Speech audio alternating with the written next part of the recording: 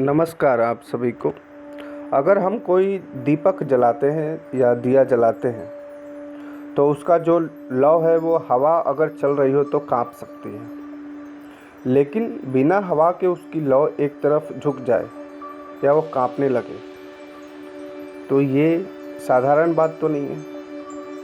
अगर ऐसी कभी भी परिस्थिति हो तो समझ जाइए कि ब्रह्मांड जो है वो कोई संकेत दे रहा है।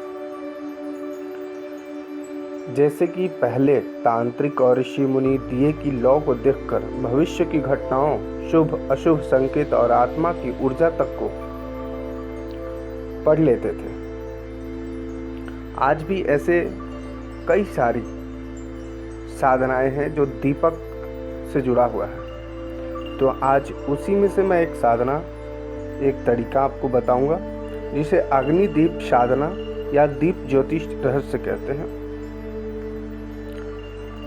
दीपक की लौ का आखिर रहस्य क्या है इस साधना में? दीपक की लौ सिर्फ जो है वो रोशनी नहीं है, एक सूक्ष्म ऊर्जा का केंद्र होता है जिसे अग्नि तंत्र का हिस्सा माना जाता है। जब आप ध्यान या पूजा करते हैं तब लौ ब्रह्मांड से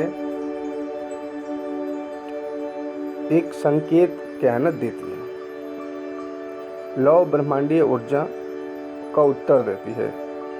साफ तौर पर कहते हैं लौ का झुकना या कांपना जैसे कि क्या बताता है? जैसे कि अगर कोई दिया हमने जलाया और लौ की स्थिति सीधी और शांत है तो इसका अर्थ है कि वातावरण शुद्ध है, ऊर्जा स्थिर है और सकारात्मक है। लेकिन दिए की लौ बार बार कांप रही है, इसका मतलब है कोई आत्मिक या मानसिक बाधा जो है वहाँ पे मौजूद है। लेकिन अगर कोई दिए की लौ बगैर हवा के झुक जाए या कपकपी करे, मतलब आसपास कोई सूक्ष्म शक्ति क्या है मौजूद है। लौ अचानक बुझ जाए बिना हवा का, उसका मतलब है कि नकारात्मक शक्ति चेतावनी देना चाहती है। अगर दिए की लौ के ऊपर नीली रोशनी दिखाई दे, इसका संकेत होता है कि देवी शक्ति की उपस्थिति है, कोई भगवान की शक्ति, कोई अच्छी ऊर्जा वहाँ पे उपस्थित है, लेकिन तिरछी होकर टिकी रहे। इसका मतलब है कि जिस दिशा में वो झुकी हुई है उस दिशा में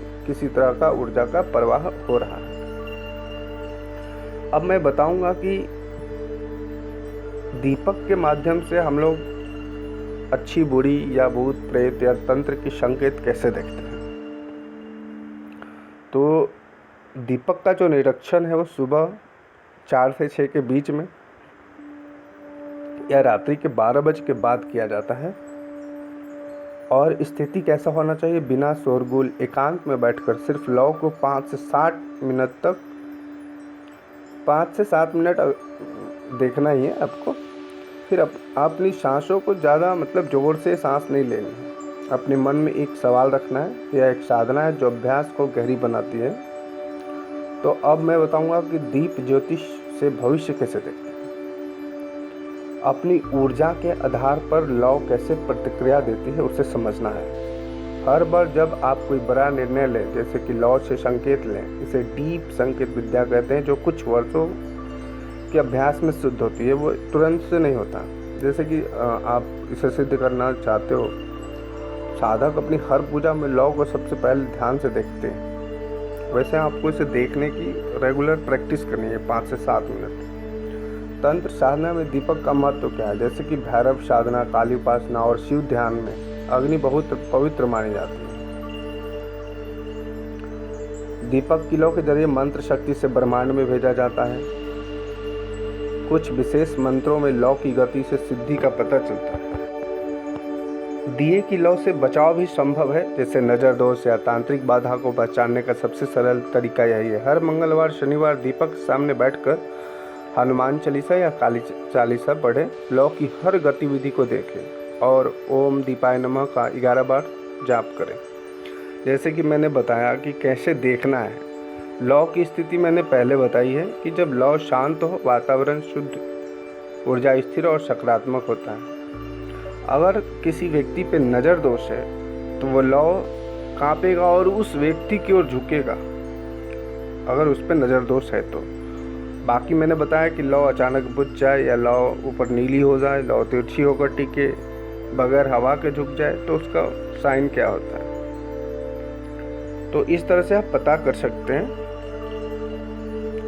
दिए की लौ सिर्फ रोशनी नहीं देती, यह ब्रह्मांड से संवाद करने का एक सबसे पुराना और पवित्र माध्यम है। आप जब भी दीपक जलाएं, सिर्फ देखिए नहीं, समझिए वो कुछ कहना चाहता है। दिए की जो लौ होती है वो सब कुछ बताती है, बस आपको उसको पढ़ना आना चाहिए कि कब कपा रही है, किस ओर झुक रही है, ऊपर नीला आ रहा है कि नहीं, और सबकी स्थिति का क्या मतलब है, जैसे मैंने पहले बताया। तो ऐसा करना है। अब बात आती है कि अगर हवा से हो तो नॉर्मल है, तो ऐसे जगह पे करना ये प्रयोग जहाँ पे हवा ना हो। इस रहस्य को जानने वाले बहुत कम हैं। अगर आपको ये ज्ञान उपयोगी लगा हो तो वीडियो को शेयर और सब्सक्राइब ज़रूर करें। जय माता दी, जय शिव।